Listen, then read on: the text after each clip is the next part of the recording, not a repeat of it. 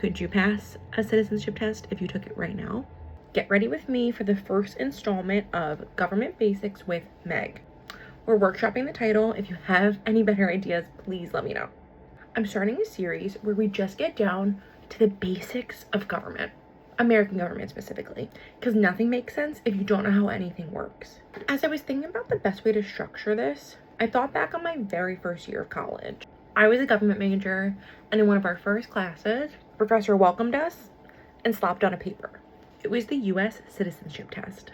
She made the whole lecture room take it and graded us immediately. And then she let us know I was the only person who passed. And this was a room full of people getting their degrees in government. So it made me think, how many people could actually pass a citizenship test if they took it right now? Probably not a lot.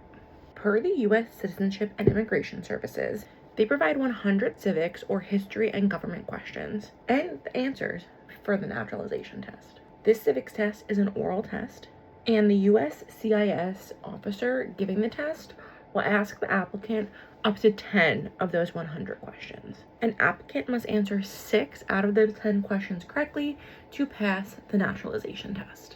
The test is broken up into categories with a few subcategories in each. There's American government, which focuses on principles of democracy, system of government, rights and responsibilities. There's American history, which starts at the colonial period and independence, the 1800s, and then what they call recent American history. Then there's the integrated civics section, focuses on geographies, symbols, and holidays. While I think that everyone should take a look at the online test and commit as much of it to memory as you can, if we ask this of folks who want to become citizens, call me crazy for thinking that people who were born as citizens should probably know these answers too.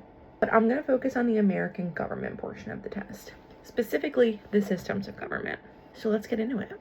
As a reminder, this is an oral exam, so it seems like they're pretty flexible on the wording of the answers, at least based on the ones they provide online. So I'm going to read each question to you, and then Dora the Explorer it and give you a second to answer before I give you the answer. But you should also feel free to pause me if you want more time to think about the answers. Let's go. Name one branch or part of the government. So most people who took history or civics here in the US growing up would probably say judicial, executive, legislative. And those are 3 of the correct answers. They will also accept Congress as the legislative, the president as the executive, and the courts as judicial. What stops one branch of government from becoming too powerful? The acceptable answers are checks and balances or separation of powers. And isn't this one just so important right now? Who is in charge of the executive branch? The president. Who makes federal laws? Acceptable answers are Congress, Senate and House or House of Representatives, and U.S. or national legislature. What are the 2 parts of Congress? The House and the Senate. And how many senators are there? 100. 2 for every state at 50 states. And we elect those senators for how many years in a term?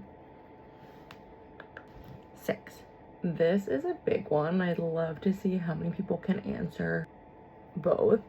Who is one of your senators right now? And for this question, answers will vary depending on what state you live in. If you live in Washington, D.C. or a territory, you should answer that D.C. or the territory in which you live do not have senators. That's a whole nother issue. We can get into it another time. You probably guessed the next one. How many members are in the House of Representatives? 435. This number is not equal, depends on the population of the states. Some states have 1, some states have over 50. And we elect those representatives how often? Every 2 years. Name your U.S. House of Representative.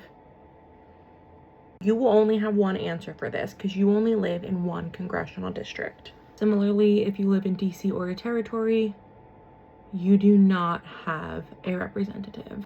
DC does have a non-voting delegate, so you can name that person if you know them. But they'll also accept you saying no representative. Who does a US senator represent? Everyone in the state is represented by both of their senators. Why do some states have more representatives in the House of Representatives than others? I kind of cheated and told you this already.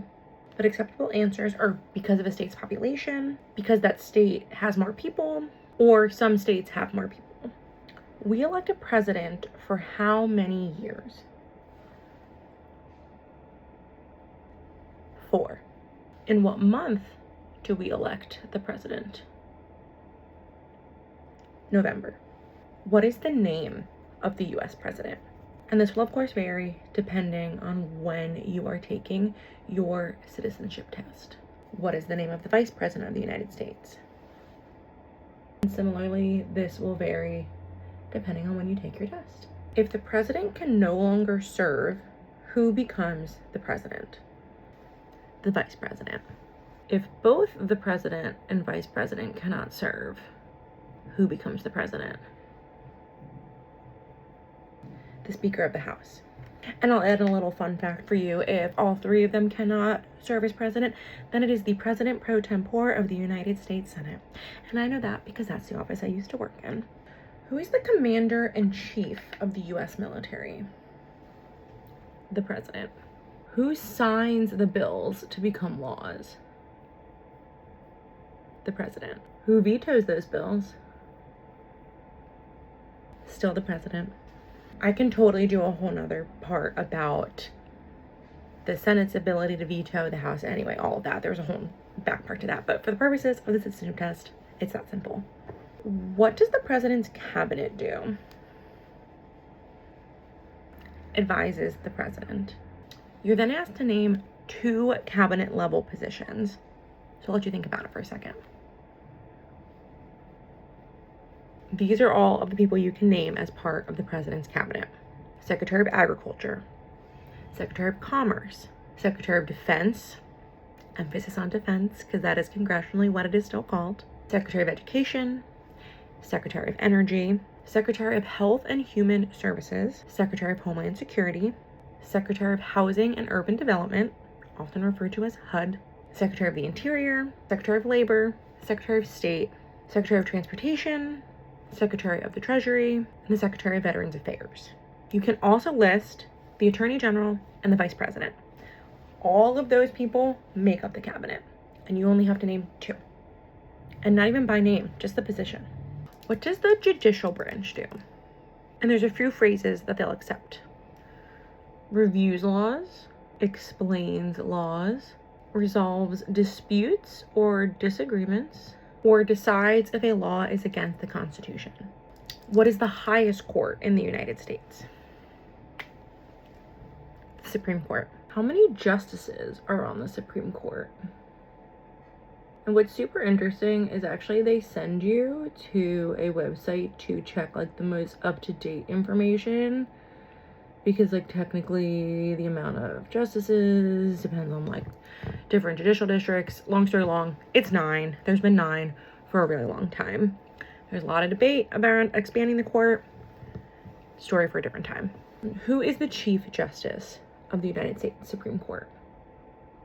This one they also direct you to check because it can change with each sitting of the court.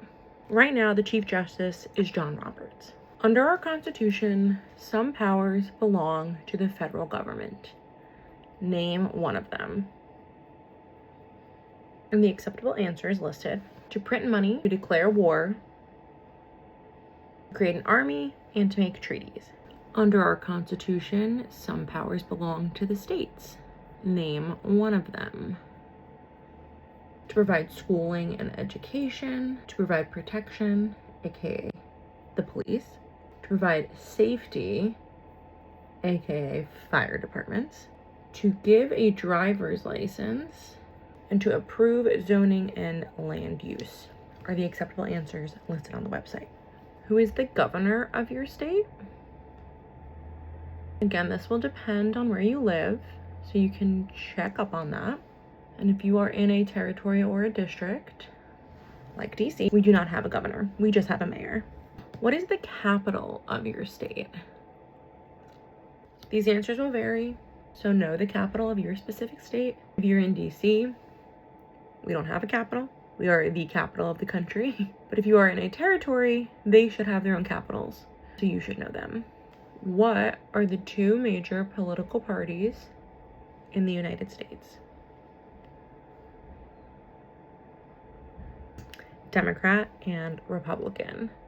This test is very literal, so we're not even getting into the third party debate. What is the party of the current president? Of course, this answer will vary depending on when you're taking the test and who the president is at the time, but make sure that you know the current stats depending on when you're taking the test. What is the name of the Speaker of the House of Representatives? Another question that will vary depending on when you're taking your test, but FYI, the Speaker of the House of Representatives is the elected leader of the majority party in the House. And that was just about 30 questions of the 100 questions they could possibly ask someone taking the test. So think about how hard that might have been for you, and having to know almost triple the amount of answers to only be asked 10. So with this series, I do intend to do more deep dives into a lot of these types of questions and talk about the House and the Senate and how bills become laws and that sort of thing. But I just thought doing even just a portion of the citizenship test and seeing how well you do could be a fun way to get this series started. I'm super curious to see how you did. If there were any ones that you particularly struggled with, let me know in the comments, and that will also kind of help guide where I go next and the next topic that we talk about. There's obviously countless ones. I might even go back and do more of the citizenship test questions, but that was the kind of function of government ones, and it's obviously going to be a big focus of what I'm doing because of my background. Anyway, would you have gotten 6 of those answers correct? Could you pass a citizenship test if you took it right now? Something important to ask yourselves. And if you didn't, maybe take the time between this episode and the next to go check out the answers and make yourself an even better citizen than you already are. Thanks for tuning in.